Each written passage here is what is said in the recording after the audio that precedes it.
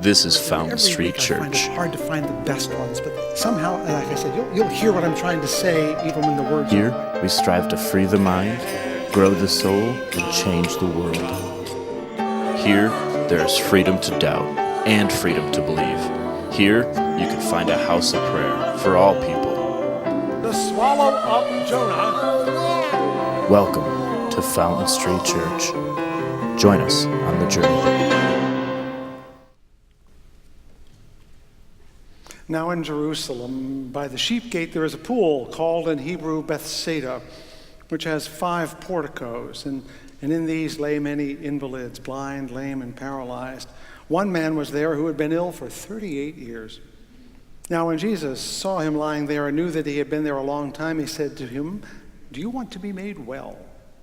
The sick man answered him, "Sir, I have no one to put me in the pool when the water is stirred up. And while I'm making my way, someone else steps down ahead of me." Now, this is an important passage because what you don't know is that folklore says that when the waters of the pool of Bethsaida were troubled, it was because there was a spirit, an angel, running around in the water, and that was an especially propitious time to be healed. And the paralyzed man is saying, every time I see the water moving, someone gets to the water ahead of me and gets all the good stuff.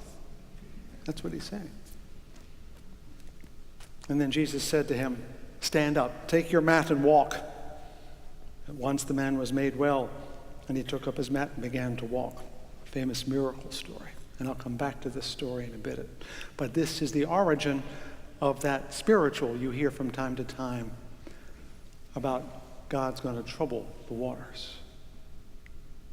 Because it's called troubling the waters. Every sermon should be a troubling of the waters at some level, a sending of some energy like carbonization or into the liquid to give it a little bubble. I should start by saying that my tomatoes finally died while I was gone. I planted 2 plants and they took over my fence. I couldn't harvest them fast enough.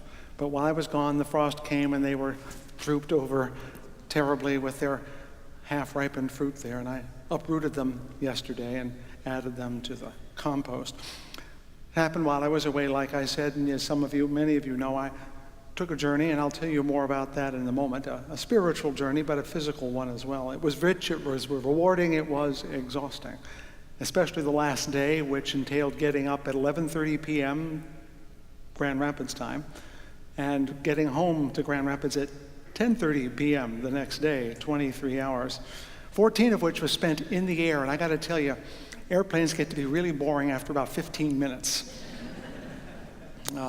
So that was part of the journey as well. It was a rich and rewarding experience in other ways, though. And meanwhile, back here in Grand Rapids, you had a rich and rewarding experience of your own. We had our inaugural Duncan Littlefair, great speaker, who was beautifully received in the presence of a beloved former minister who preached here last week, and a notable community college lecturer, and those were all just in the period of 4 days.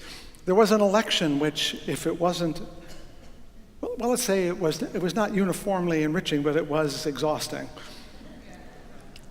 So the tomatoes are gone, the winter is definitely here, the clouds have arrived to remind us of what's coming, much to savor and harvest and be thankful for. And I pray this day, as I do every day, to bring a little richness of a mind liberated, the rewards of a spirit animated in the worthy exhaustion of lives spent in goodly service, which is why I always say, at least in my heart, if not in words aloud, may these words of my heart and the meditations of my mouth be found true in thy sight, thou who art my rock and my redeemer.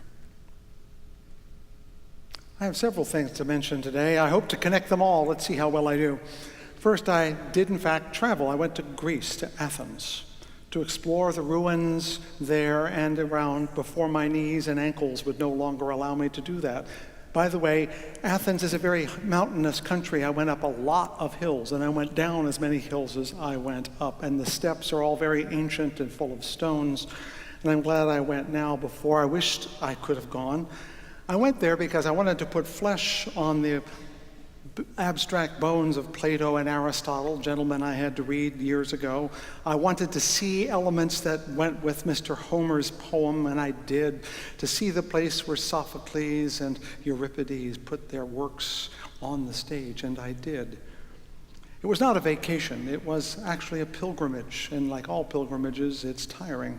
I went alone among people I did not know, who spoke a language I could only barely make out, who use an alphabet that is only used by them and them alone, who have their own history, their own culture, and I took the very real chance of getting lost in their midst. In fact, I go there, as I did the year before to Istanbul, to try and get lost. Getting lost was the point, and I succeeded.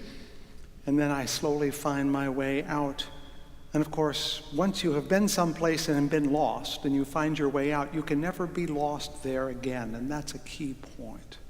Because you can only be lost as long as you don't know where you are. And the moment you know where you are, you're no longer lost. And I've discovered I have this longing that goes back to a very ancient part of my life to know where I am. And if I don't know, to find out. And that means always to be able to get back there if I need to make it part of me. Because being lost not only means you don't know where you are, it means no one else knows where you are, as any parent with a lost child, even for a half an hour, knows. It's a lonely place, being lost. And I think the movie Castaway was very effective in that regard, far more than that television series with all of its smoke and monsters and things of that nature. But you see, I get lost on purpose, like I said, because again, once I find my way out, I cannot ever be lost there again. In a certain sense, I belong there. I belong there in a way that I did not before. And that's why I hate one of the world's favorite hymns. Now you know where the title comes from. I don't like Amazing Grace. I know it's a great hymn, and I know we all like to hear the bagpipe thing. And we think Judy Collins sounds great when she sings it, and it's fine. I have no problem with it. I know the history about the slave trader who found faith and gave up slave trading. But for me, this text just doesn't work. Especially that part where it says, I once was lost, but now am found. Because I have discovered I don't get found, I find myself. No one ever comes looking for me, especially as a grown-up. I have to figure out where I am. So I find out that being lost is not a function of being disconnected from others, because if I can find a connection, I'm no longer lost. We welcomed new members a few minutes ago, as you saw. It's after our annual meeting day. An old Protestant principle that some of us know is that the church is the people, not the building or the clergy. And those of us of liberal faith take that notion right to the very edge. Other churches welcome people as people who have been spiritually lost and have found their way home to Mother Church, to salvation, to the bosom of Jesus, whatever you want to say. We celebrate those who have not come to us, but who have gone wandering on purpose and have stopped here for a while. Far from being innate wretches, as the song says, who were lost and now found, we proceed from the notion of innate holiness, and that those of us who discover our innate goodness and believe in it can enter a life of continual pilgrimage, in that sense expressed in your order of worship today by William Lease Teat Moon when he writes, instead of insight, maybe all anyone gets is the strength to wander for a while.